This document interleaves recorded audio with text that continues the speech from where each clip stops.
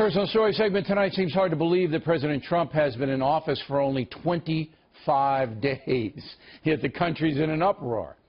Part of that includes personal attacks leveled at President Trump.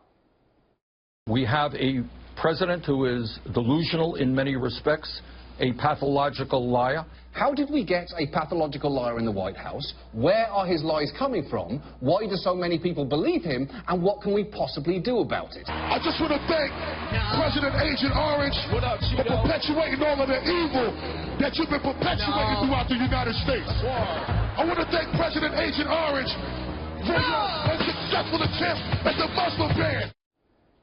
Joining us now from Washington, Charles Krauthammer. So Ronald Reagan and George W. Bush, they got hammered by the personal stuff, but nothing like this. So what do you think the effect is, because it's not going to get any better, it's going to get worse, on the general population, younger people? I mean, is civil discourse gone forever in this country? Look, it's clearly going to have a coarsening effect. The younger people are going to grow up in an atmosphere where this kind of invective is the norm. But I would disagree on one point about this being completely new.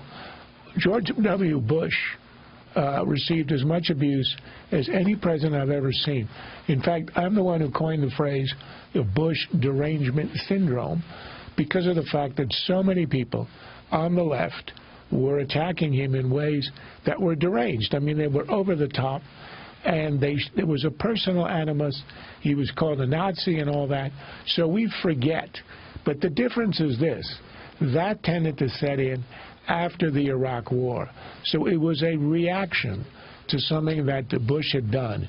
Today, it's Trump, who's only been in office for 30 days, for 3 weeks, and he's got this reaction. It's kind of a visceral, personal reaction to him. And I do think it can only have a negative effect. The problem is he feeds back into it with his own invective, and then you get a new generation raised in an atmosphere where there are no adults in the room. All right, now, throughout our history, we've had presidents that did fight back, like Mr. Trump, Andrew Jackson being the most notable. But there were, presidents like Grover Cleveland and people like that who did that kind of thing. But now the mass media and social media, all right, transports every tweet, every insult by not only the president, but those attacking president right into everybody's computer and machine.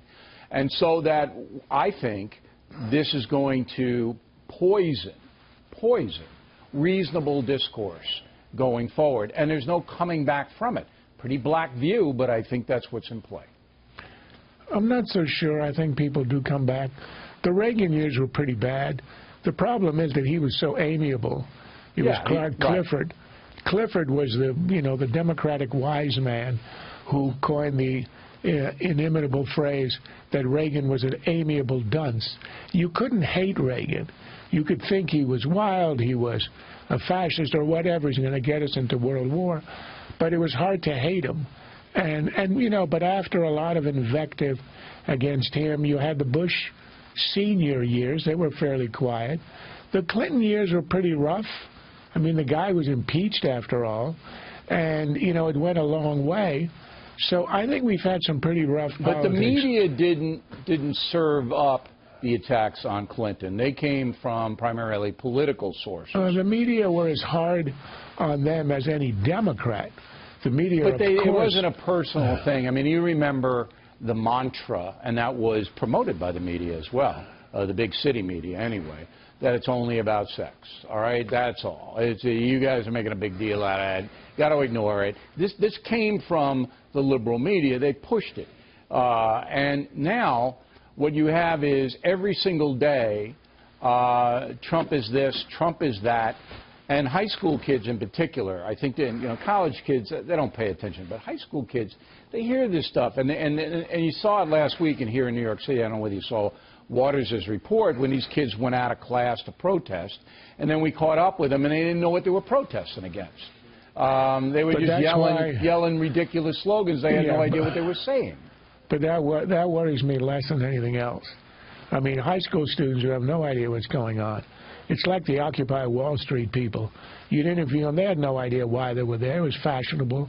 The first blast of a cold winter wind and they were gone and scattered.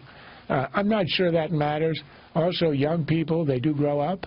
It takes a little bit of time. Some of them. But, well, the 18-year-olds become 35-year-olds with 2 kids and a mortgage, and they stop acting like snowflake idiots.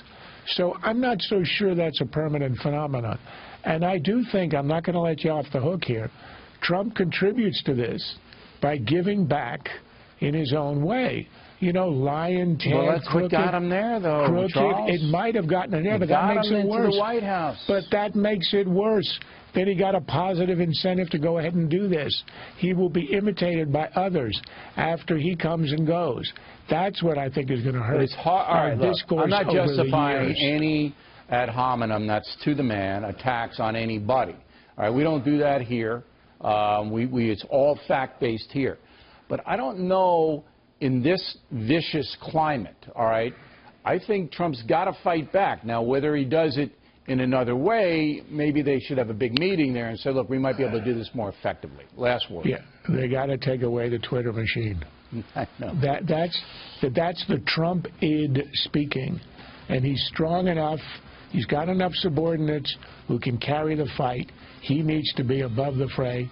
A little bit more, I agree with that. I don't think he'll ever do it. That's not his nature, but that's his problem. If success starts to roll in, he might. If failure rolls in, he won't. Charles Krauthammer, everybody, playing more heads. Fact.